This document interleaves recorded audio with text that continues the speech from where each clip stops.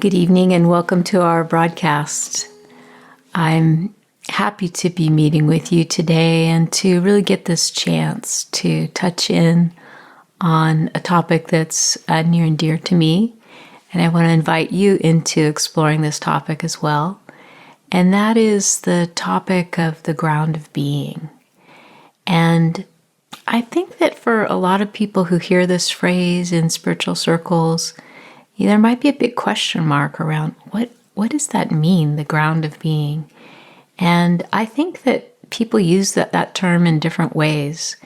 And I wanted to touch in on some of the ways that I might use that term or experience it within myself when I'm listening to others using it. And I think the most important way that I could really share about this is in a more experiential way.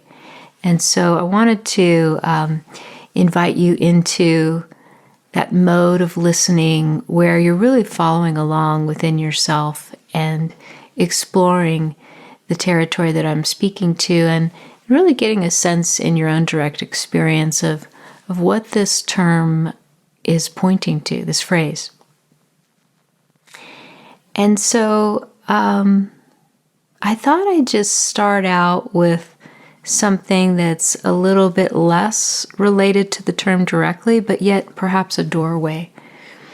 And that is that we have this sense of physical ground, and our bodies know what that is, and our minds have a sense of that, our beings have a sense of what it is to rest, to follow that law of gravity and to settle and to be more connected in a conscious way with the earth, to really feel connected in our bodies in form and with the form of this physical earth.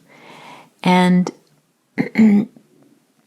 some people are less in touch with their bodies or maybe kind of, very heady or in the imaginal or transcendent realms and a little bit less, integrated into physical form. But even still, we all have kind of a working sense of the physical ground. And there's ways that we can engage that more intentionally. And all throughout Open Gate Sangha's teachings, there's pointers to stillness, there's pointers to settling, there's pointers to a sense of coming to rest and dip into a greater sense of peace. And kind of taking that movement back, down and in, instead of being up and forward into our seeking mode and our activities in the outer world, but really taking that time to rest back down and in. So there's lots and lots of talks of this nature that Open Gate has offered. And there's this sense that that the ground is more downward and perhaps more inward.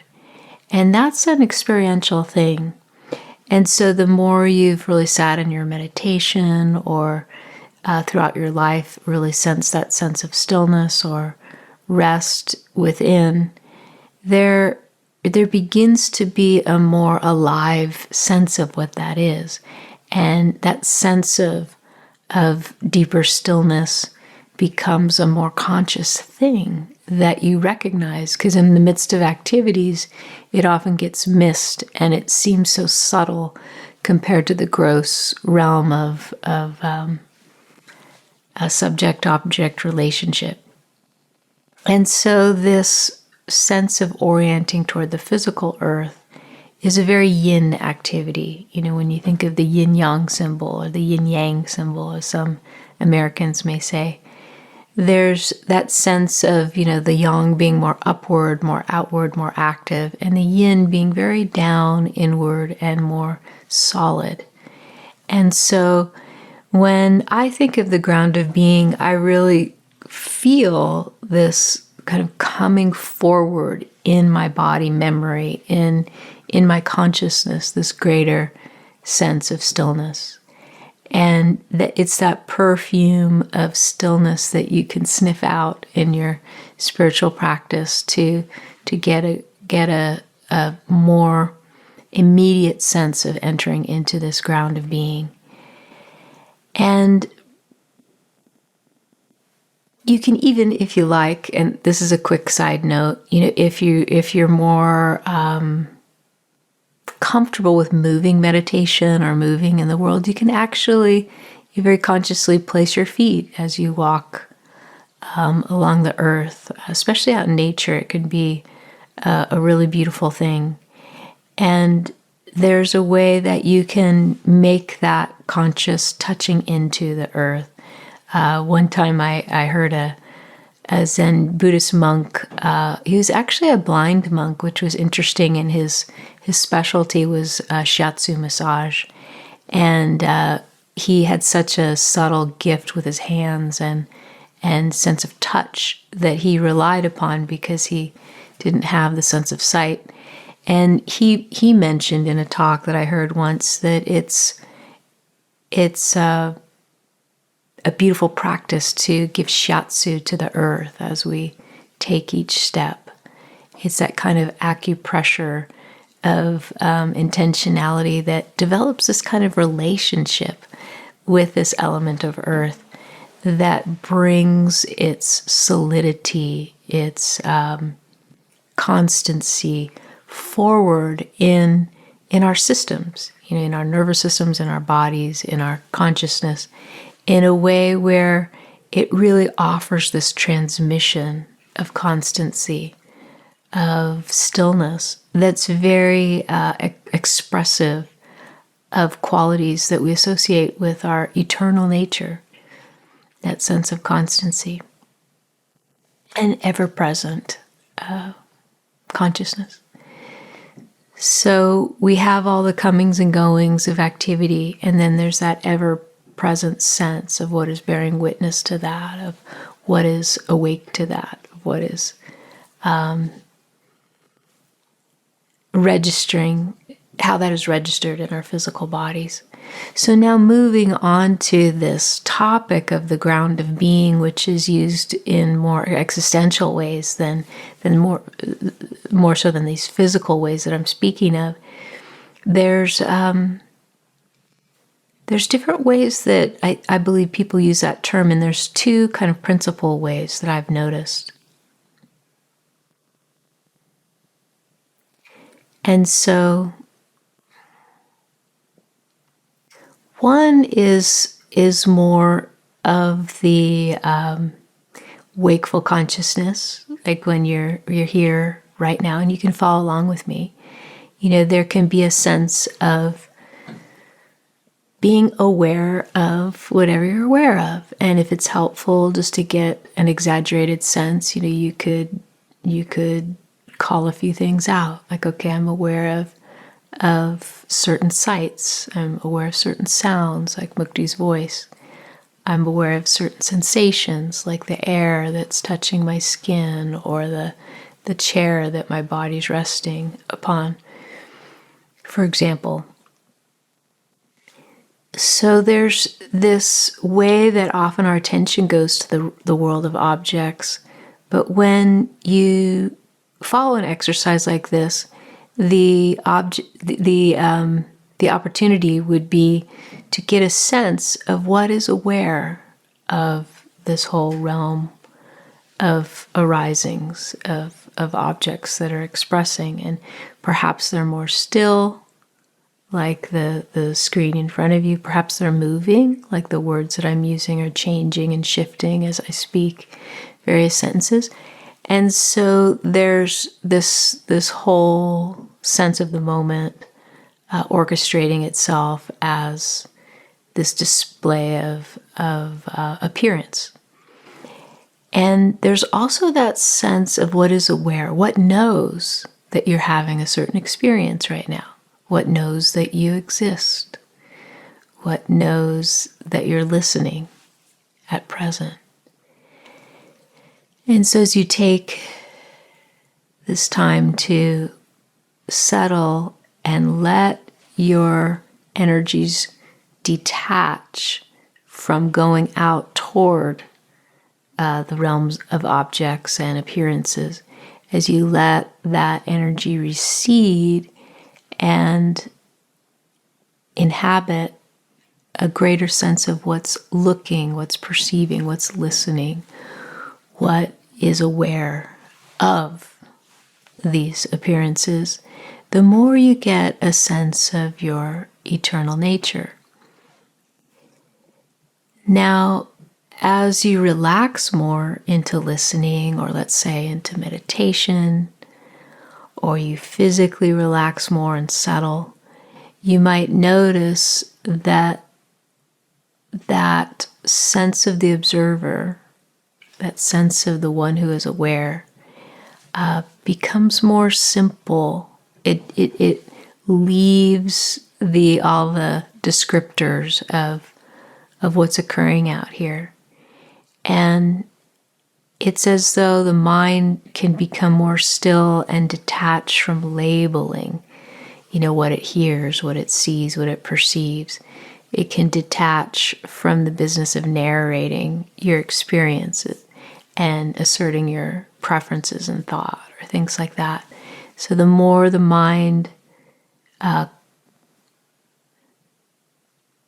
recedes back to the sense of subject, the you that is aware of appearances, the more the mind does tend to quiet. And the more that your body energetically settles down, the more the mind settles down and is less, busy and less in the movement of referencing this or that, or even referencing the subject that we call you. And so the more you get a sense of pure being, you could say, just being, that's not necessarily being the subject that's, listening or watching the world of objects that are coming and going, but just simply being, the more that sense of subject and object falls away, and there's simply the arising of the moment as a whole without it being divided up by the referencing mind. And so the more you go with this type of exercise, this might even be the way you start your meditations, as you invite your body to settle and your energies to recede from being pumped out into activity, you might feel that this is very, very familiar. And so as this happens, this kind of pulling away from specificity and tracking all the specificity into a more general sense of this moment, the more there can be a subtracting out of descriptors, as I said earlier, but also a subtracting out of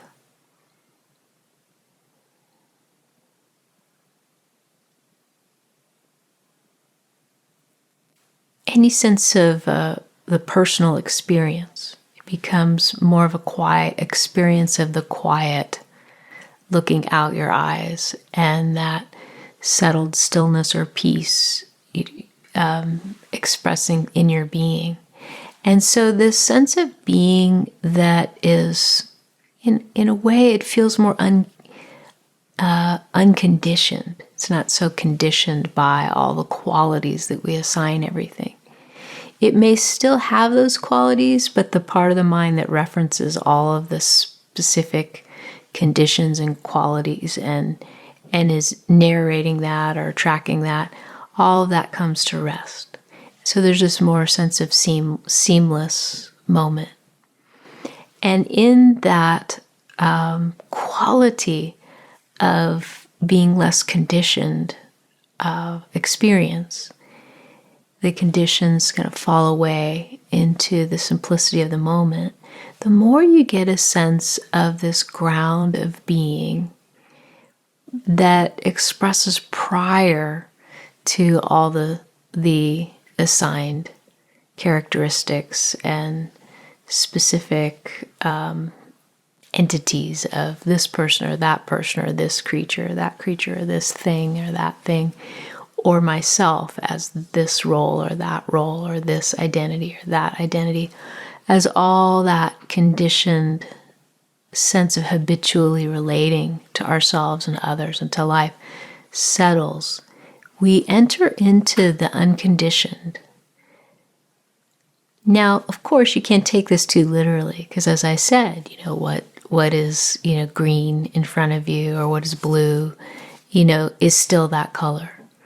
And yet there can be this sense of perceiving that feels more unconditional. And I believe that it's really what's pointed to also as an aspect of what we might call unconditional love.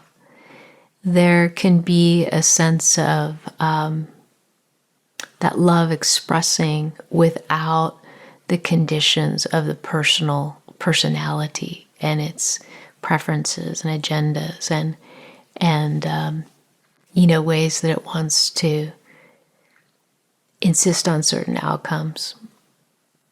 And so there's this sense of the unconditioned that is a hallmark of greater stillness.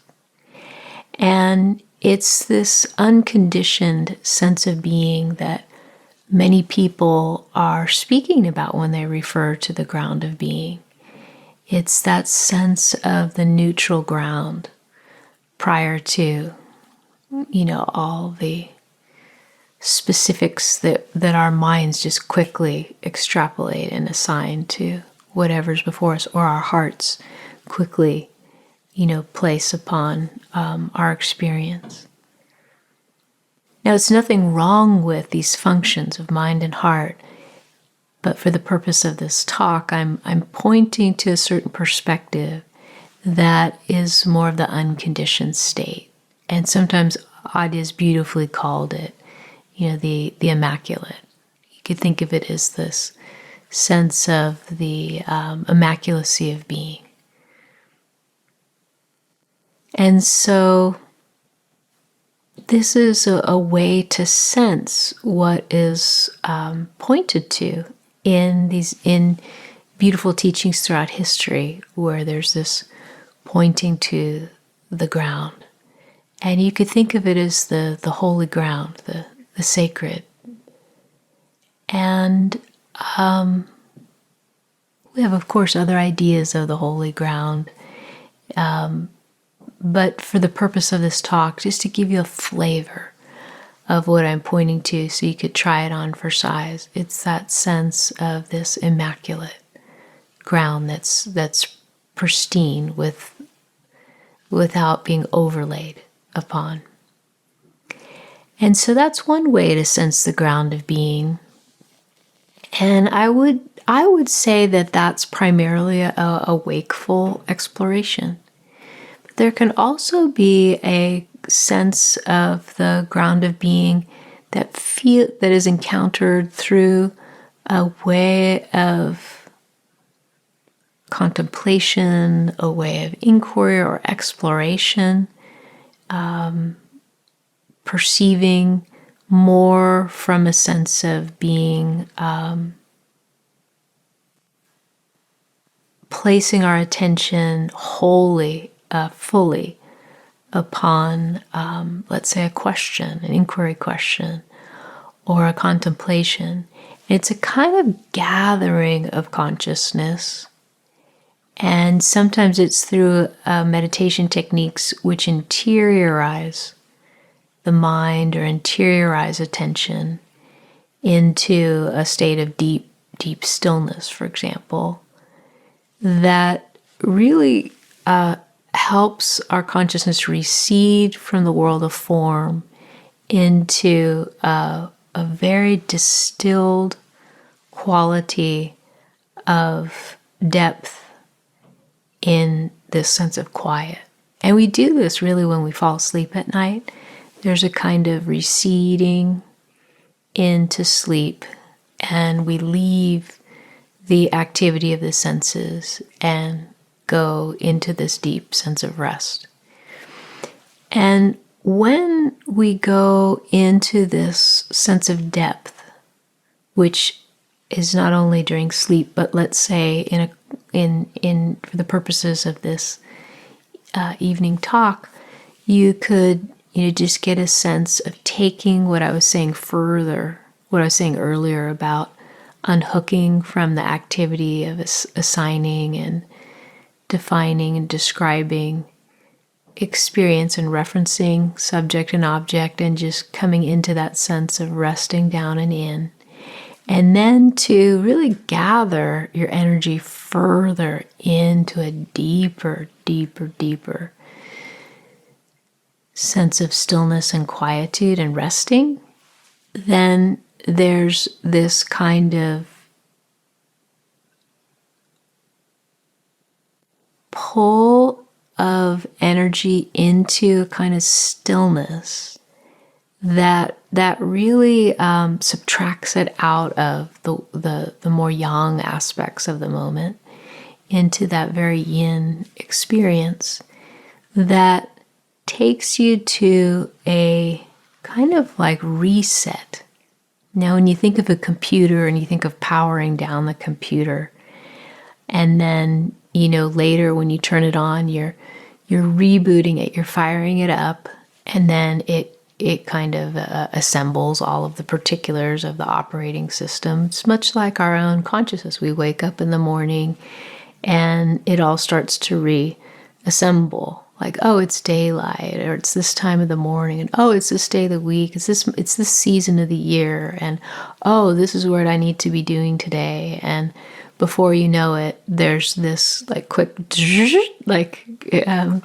booting up of our system, and then we're off into the program that we have set for the day, on our schedule or our routines and what have you. So when there's this exploration of the ground of being that's more interiorized and withdrawn from all of that quick assembly of sense of self, there's this sense of going into a deep reset mode. And some people describe this as going into a sense of void, or I just use the term velvety darkness.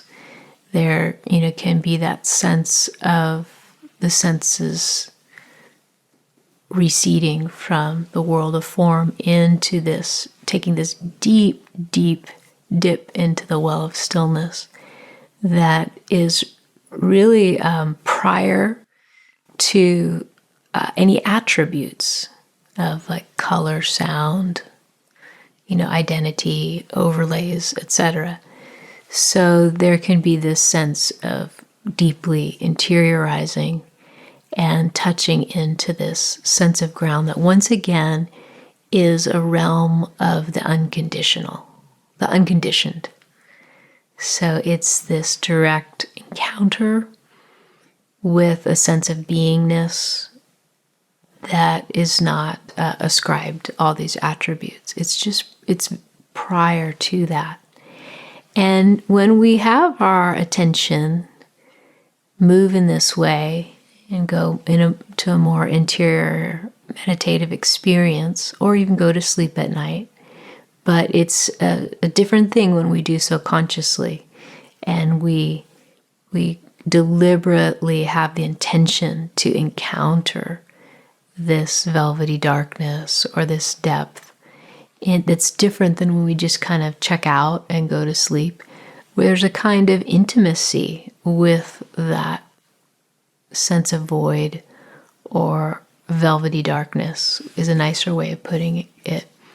Because a lot of times the mind has associations with void as a very, kind of empty, scary thing. And the mind will project those notions onto the sense. But in actuality, it can be a very restful state that you really need to use the word void. Sometimes I like to say just entering into the sense of the womb of the universe, I like to call it. It's just that kind of interiorizing, and often the internal gaze drops down into the lower belly, into this area that is in the female body, associated with the womb. It's a kind of dropping of attention into that area of the hara, and just letting it sink into that sense of darkness that is always available to receive the light of our attention. So it's that marriage of opposites, of having the light of our attention enter into that dark so that we might know it more consciously as this sense of the unconditioned ground of being, that sense of being that is free of our sense of personal self and even all of our notions of life and the world. And it allows us this deep nourishment in stillness that can help reset our whole system, can reset the nervous system, the body, the mind, and our notions of self and life. And it's a place that we call it a place, or a state, I guess, would be more accurate, a state that we can enter into and go back to neutral ground. And so this is another way that people speak of the ground of being as this neutral ground where we reset and fill up in that sense of stillness and peace that's beyond the understanding of the mind, beyond the qualities of mind that try to ascribe a lot of definition to things.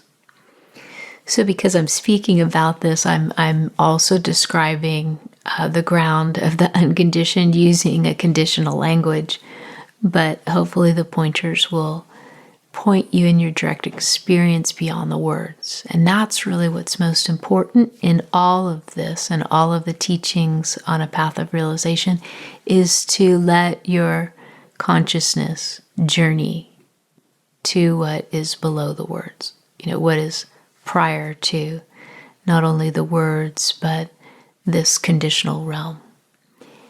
And to allow your consciousness, your attention to enter into that unconditional ground of being so that it might harness that light of consciousness and wake up to its own nature as the ground of all of existence.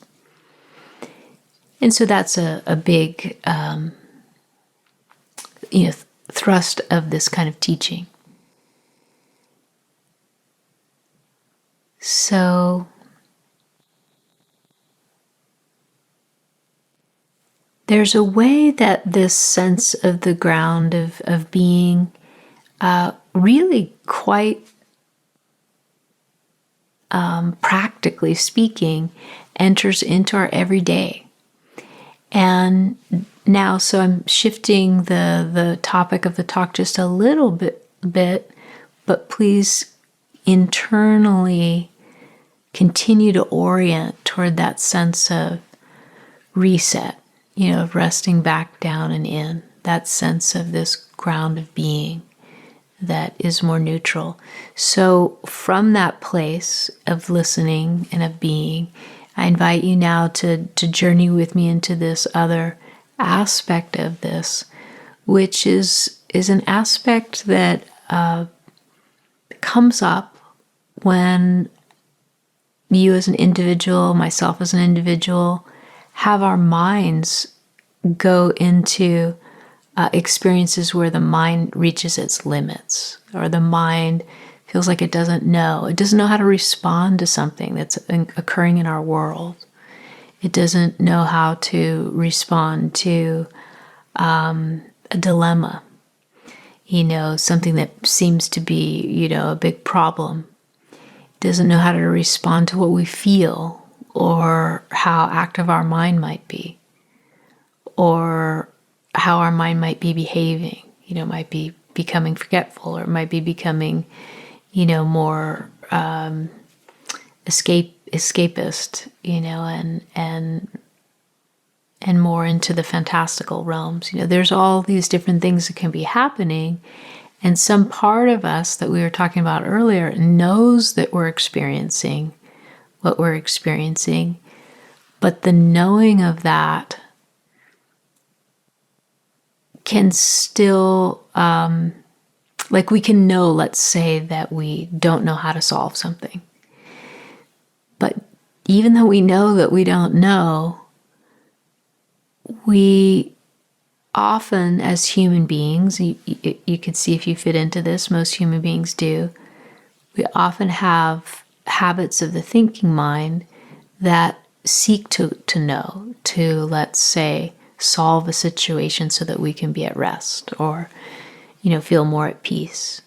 And so there's practical times during the day where we might come up against a limit of what we can know. And we might know we've hit that limit. And when we're conscious and go, oh, I don't know the answer to this, we can then refer back to our practice of what's it like to actually consciously arrive in that sense of not knowing.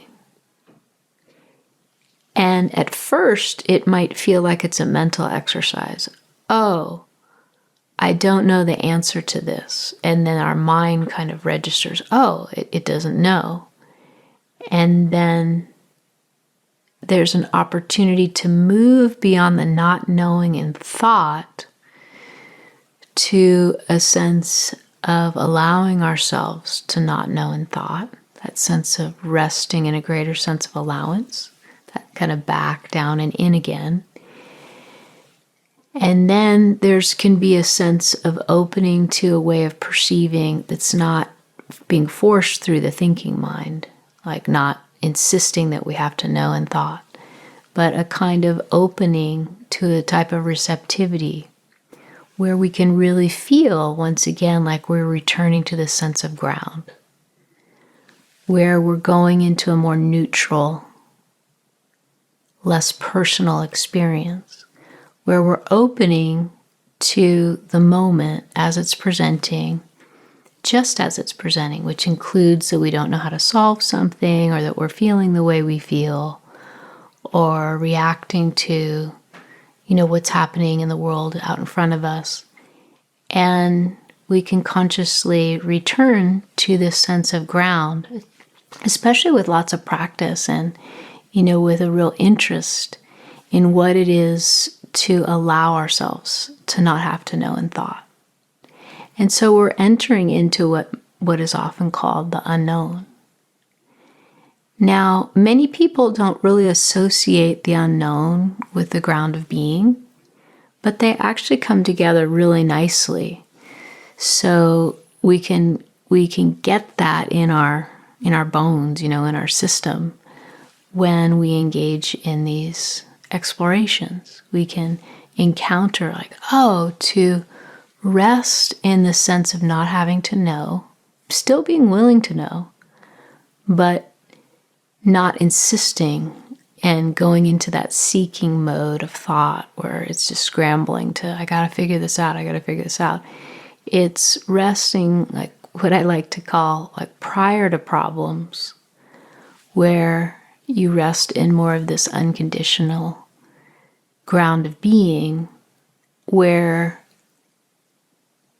there's a kind of atmosphere, you could say, an atmosphere that isn't just an atmosphere of I don't know in the mind. It's below that. It's a kind of stopping, a pause, if you will, a pause, and an entering into this atmosphere where you're comfortable with not knowing.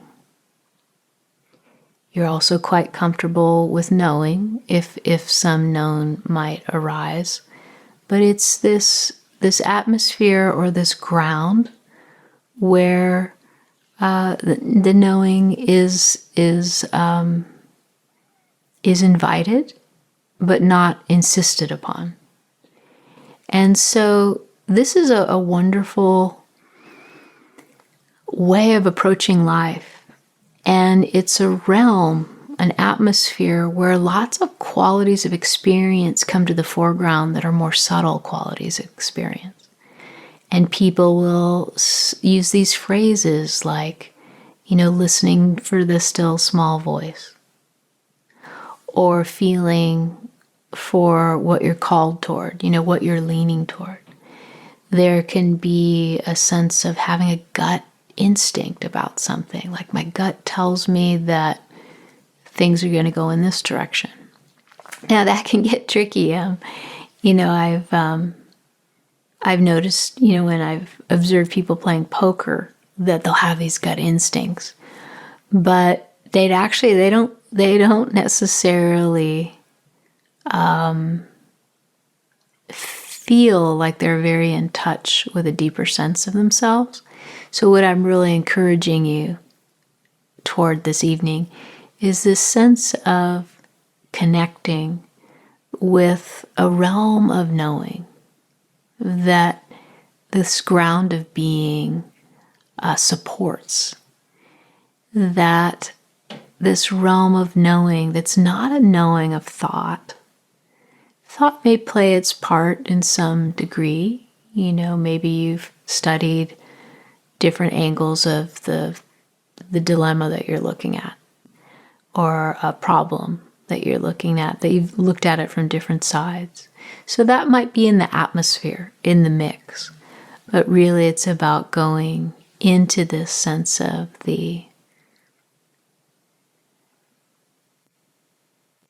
this ground of being that has this atmosphere of intelligence, that's pregnant with intelligence, that's a movement of connecting back into ourselves, and that very ground that is also the ground of all of life. And so as you hang out there, like when you first dip in there, it may seem just very kind of neutral and unconditioned, as I mentioned. But when there's this intentionality to rest and stop and pause and to be available and receptive to more subtle forms of intelligence in your person and in the atmosphere of whatever's occurring interrelationally, for example, then there's this this whole rich and textured atmosphere that can inform us. And a lot of people access this through prayer. Prayer can be a time where they, let's say, unburden their concerns into the quiet, and then like give over the function of trying to fix or solve. And people with a more religious language might say that they give it to God, and they unburden their concern and rest in a sense of being connected and intimate with themselves in a deeper way that's expressive of a kind of faith. A kind of faith that what needs to be known will become known, that the way forward will be revealed. And so in that sense of faith, there's a kind of shifting into a receptivity that isn't a complete disengaging, like I'm going to give this over to God and then check out. It's a kind of, I'm going to let go of this with the intention of being available and offering a sense of clarity to receive what becomes clear as the situation unfolds or as time unfolds. And there's different ways that a religious person might say that God speaks to them. Like they knew in their heart that, they were called to take this step. Or they felt God came to them in a dream.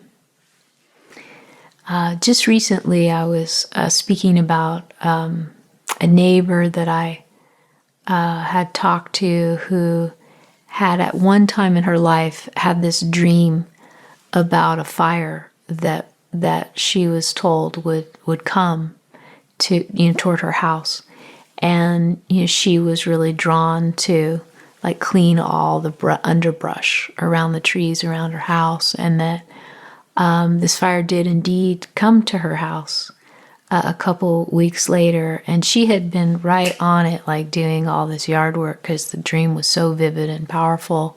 It's like a visitation from an intelligence that was really, she felt was really giving her a message. And a Christian woman that was very active in prayer. And so she had cleaned out all the brush around her house, and sure enough, her house was saved when some neighborhood homes had burned down, sadly enough.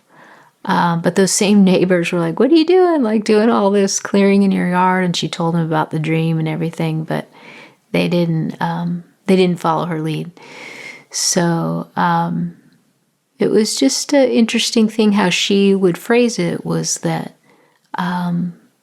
this dream was given to her by God. And there is a way that, people have all kinds of stories like this when they're in tune with an intelligence that's greater than what our minds could come up with when our mind is trying to solve things. So prayer can be this atmosphere where a person intentionally steps into not needing to know with the thinking mind that wants to solve, but it can be a very engaged prayer. And we can bring all kinds of intentions to this ground of being that is potent with possibility and intelligence. We can give prayers to those who we're concerned for. We can hold in our mind's eye, a region of the world or a person, and we can connect with our heart and open our hearts to streaming, love and blessing and support to that person or to that region of the world.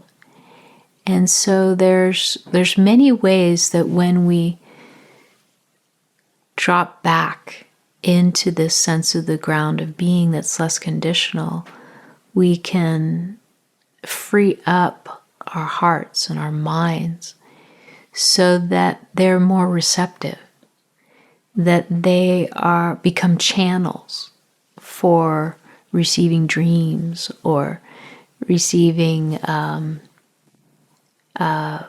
insights, or that still small voice, or those inclinations that pull us toward certain callings or certain activities. And so there's a great power in returning to this sense of ground of being. It's not just a place to interiorize and reset, although that's incredibly powerful because it can wash our minds and hearts clean in a way that kind of sweeps away the clutter and helps us be more receptive and available to these other more subtle forms of knowing and calls to action. And it can also help us become these instruments that express in a way that really feels more like life talking to life, or spirit talking to spirit. And just before I conclude with this talk, I wanted to mention a little bit more about this because I did have a person write into the broadcast with a question about chanting. And I feel that in my own experience, the highest form of chanting, which you could say is a kind of prayer, is when my person is singing a chant and loses the sense of I am the one singing this chant. It's a kind of entering into the words, let's say it's a Sanskrit chant, like entering into those vibrational words, syllables of the Sanskrit language that are so powerful and imbued with these very specific sounds and vibrations, that the voice, becomes this vehicle to have life sing us, like sing through us to itself. And there's a way that when we lose that sense of self-consciousness and just really enter into becoming not so much the chanter, but as that falls away, we become the chant.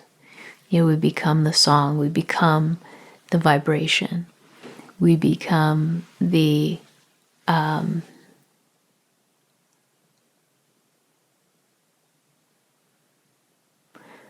that vehicle to be where we're touched by the song, and also where we can touch with that song.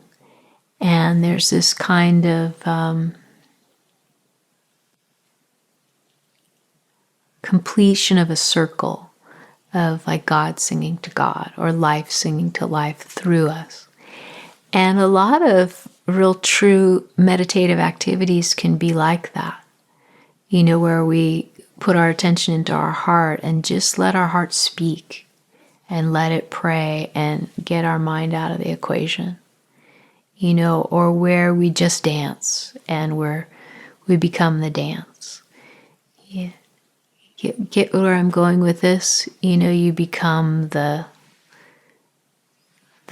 one that's the washing dishes, and the one that's giving shiatsu to the earth as you walk upon it.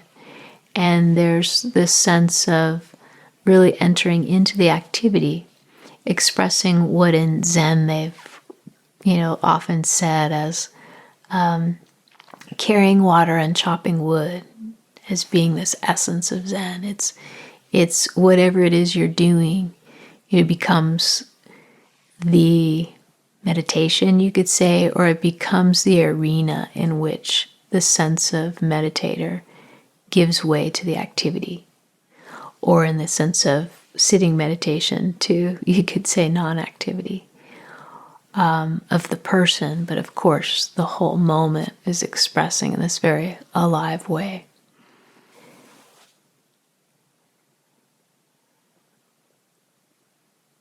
So sometimes with the chanting, I've looked at translations of Sanskrit chants and taken those into my heart, so that I get the felt sense of the blessing of that given chant, or the particular quality of that chant, or the wording that has maybe a particular sentiment. But then I just kind of let my mind let go of all the definitions of the words and just enter into the sound itself. So I hope that answers the question for the person who asked about the spirit of chanting. Some people have had challenges with it, because sometimes chanting can sort of help. I don't know about help is the right word. It can cause a sense of subject and object to be concretized more. Like, I am the person who's chanting to God, or I am the person chanting for the benefit of all beings. And it becomes more about, the sense of personhood doing something devotional, and it might reinforce the sense of a separate God to be devoted to, and a separation from devotee and God or spirit. And it can bother some people who are looking into a way of being that is more expressive of oneness, or at least unity. And so when they're looking for that movement more into unity, they may feel like the chanting takes them away from that. But I think as the mind relaxes around the words and just gets taken into the chant itself, then that sense of oneness can be supported.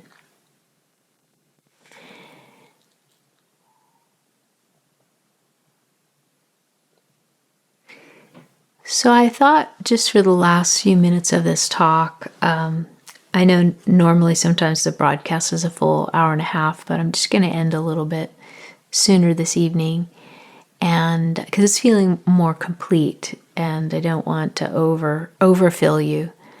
I just thought we could sit for a few minutes in the quiet, and then I'll conclude with a few things.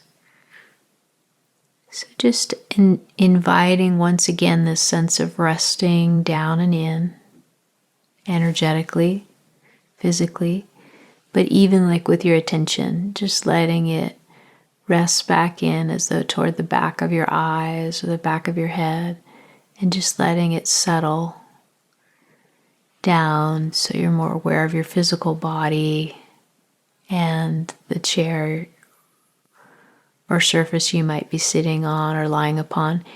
And then again, the earth, the physical ground, and getting a good sense of having that in your consciousness and in your body consciousness, your body awareness of that connection and that stopping.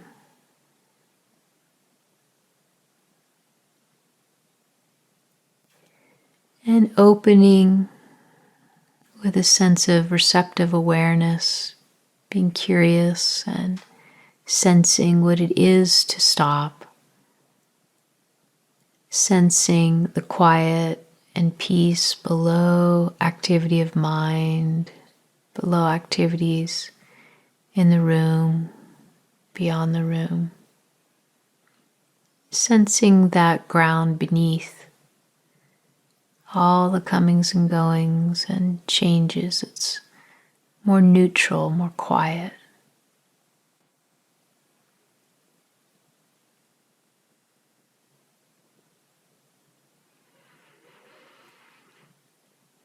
And letting your body and mind register that underlying quiet is ever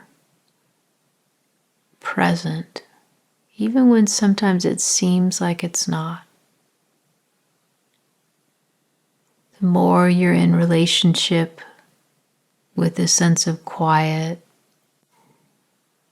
and having it become more conscious, and then allowing the part of you that notices it to soften and relax out of a relationship that feels subject or object oriented into a simpler sense of being. That's the invitation.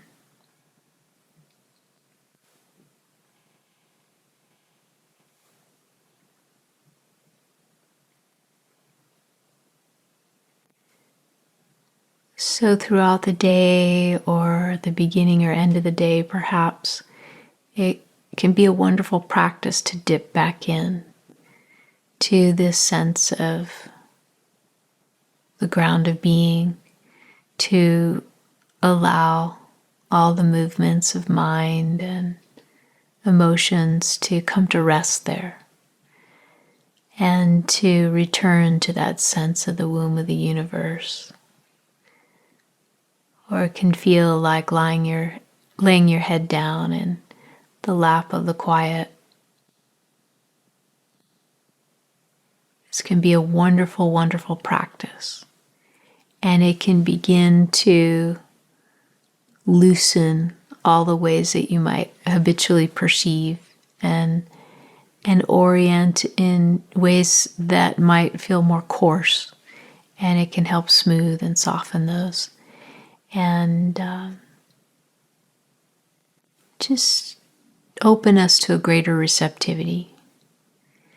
So that's my invitation for tonight, and I hope you enjoyed our time together. So I hope you continue to tune in and to actively participate together in these explorations that bring forward the essence of who and what you are and who and what we are and life is. So take good care of yourself and take good care of each other, as Adya would say. but also in your prayers, in your being, and in what you give your attention to. Let it take care of you. Namaste.